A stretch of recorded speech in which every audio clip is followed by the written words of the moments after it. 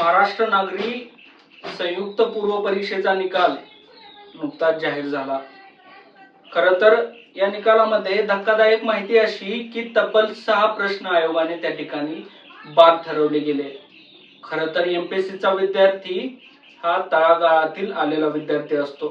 सामान्य शेतकरी कुटुंबातील, मध्यमवर्गीय कुटुंबातील विद्यार्थी हे छत्रपती संभाजीनगर असेल, पुणे असेल, मुंबई असेल किंवा नागपूर असेल अशा विविध ठिकाणी स्पर्धा परीक्षांची तयारी करीत असतो। वर्षभर 365 दिवस, आठवड्यातील 7ही दिवस, 24 तास त्याच्या डोक्यामध्ये फक्त एक तारीख असते, ती म्हणजे पूर्व परीक्षेची।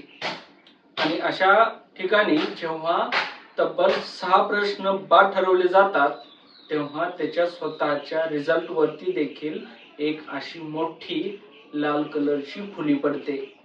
त्याचे स्वप्न जागीच चुराडा होऊन जातात। खरं तर ही निंदनीय बाब आहे की एमपीएससी ही परीक्षा सातत्यानं आयोगाकडून 5 ते 6 प्रश्नांची उत्तर बदलणं, प्रश्न बाद करणं या सिस्टीमची फॉलो करत आहे। यूपीएससी देखील परीक्षा घेतं, एसएससी देखील परीक्षा घेतं, परंतु अशा पद्धतीनं ते प्रश्न बाद करून किंवा प्रश्नांची उत्तर इतक्या जास्त संख्येने बदलून विद्यार्थ्यांच्या स्वप्नांशी खिळवाड करत नाही।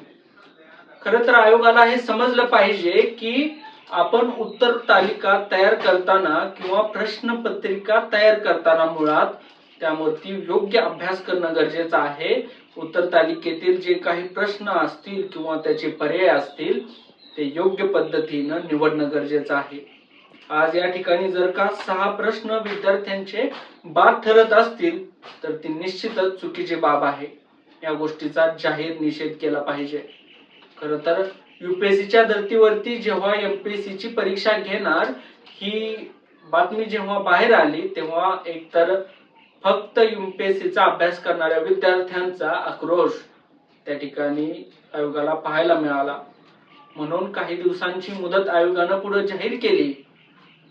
मुलांना वाटलं यूपीएससीच्या धर्तीवर जर का एमपीएससीची परीक्षा आहे तर तिचा प्रश्नपत्रिकेचा दर्जा देखील तसाच असेल आणि प्रतिवर्षी सारखी होणारी प्रश्न संख्यांची बाद होणारी संख्या किंवा बदलणारी उत्तरं ही थांबतील, परंतु आयोगानं प्रत्येकाची निराशा केली।